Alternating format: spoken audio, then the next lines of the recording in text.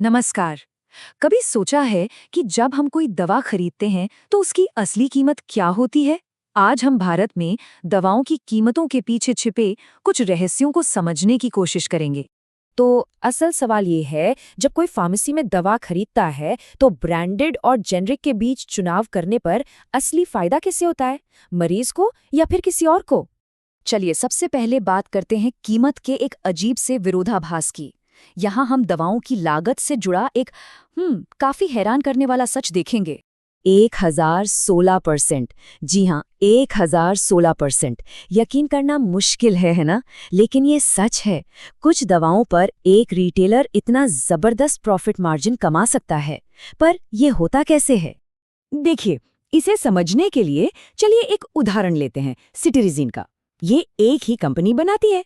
अब जो ब्रांडेड दवा है उस पर रिटेलर का मार्जिन बस 30% है, लेकिन उसी कंपनी की उसी दवा का एक ब्रांडेड जेनेरिक वर्जन भी आता है और उस पर मार्जिन सीधा 1016% हो जाता है। मरीज को तो बस कुछ रुपए की बचत होती है, लेकिन रिटेलर का मुनाफा वो तो जैसे आसमान छू जाता है। तो ये ब्रांडेड और ब्रांडेड जेनरिक में आखिर फर्क क्या है? चलिए इसे समझते हैं। बात करते हैं कि कैसे एक ही दवा के ये अलग अलग नाम होते हैं। तो ये जो ब्रांडेड जेनरिक दवा है, ये असल में है क्या? सीधी सी बात है, ये वही ब्रांडेड दवा है और इसे वही कंपनी बनाती है। फर्क बस इतना है कि कंपनी इसे डॉक्टरों के पास जाके प्रमोट नहीं करती। इसकी बजाय उनकी उम्मीद ये होती है कि रिटेलर यानी केमिस्ट इसे ग्राहकों को खुद पुश करेगा। अच्छा, तो क्या इनकी क्वालिटी में कोई अंतर होता है? देखिए, पबमेड सेंट्रल की एक स्टडी इस बात को बिल्कुल साफ कर देती है। स्टडी में ये पाया गया कि दोनों ब्रांडेड और ब्रांडेड जेनेरिक संस्करणों की गुणवत्ता समान थी और वे सभी वैधानिक मानकों को पूरा करते थे। इसका मतलब साफ है, दवा बिल्कुल एक ही है। तो सवाल उठता है कि अगर दवा एक ही है, तो फिर ये कीमतों का इतना बड़ा फर्क क्यों है? इसका जवाब इसके बिजनेस मॉडल में छिपा है। चलिए देखते हैं रिटेलर का असली मुनाफा आता कहाँ से है। यहाँ पर एक ही कंपनी की दो अलग अलग स्ट्रैटेजीज काम कर रही हैं। एक तरफ है ब्रांडेड दवाएं। कंपनी इनकी मार्केटिंग डॉक्टरों के पास करती है, इसलिए रिटेलर का मार्जिन इसमें कम होता है। और दूसरी तरफ ब्रांडेड जेनेरिक। इनकी मार्केटिंग नहीं की जाती, इसलिए रिटेलर को इसे बेचने के लिए एक बहुत बहुत बड़ा मार्जिन दिया जाता है, एक तरह के इंसेंटिव के तौर पर। अब जरा सेटेरिजिन के मामले में ये फर्क देखिए। ब्रांडेड दवा पर रिटेलर का मुनाफा है 30% और ब्रांडेड जेनरिक पर सोचिए 1000% से भी ज्यादा। अब ये तो साफ है ना कि रिटेलर कौन सी दवा बेचना ज्यादा पसंद करेगा। लेकिन इससे पहले कि हम रिटेलर्स पर उंगली उठाएं, ये समझना भी बहुत जरूरी है कि एक फार्मेसी चलाना अपने आप में कितना मुश्किल काम है। तो चलिए जरा काउंटर के पीछे की दुनिया को भी देखते हैं।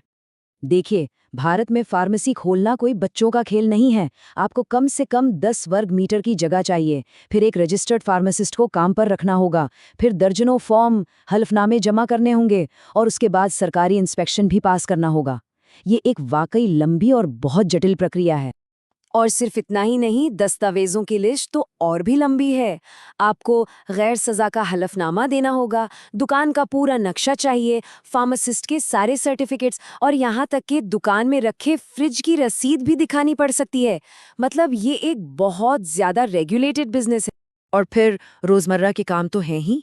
हजारों अलग अलग प्रोडक्ट्स का मैनेजमेंट, उनके बैच नंबर ट्रैक करना और इस बात का ध्यान रखना कि दवाएं एक्सपायर ना हो जाएं, क्योंकि वो सीधा सीधा नुकसान है।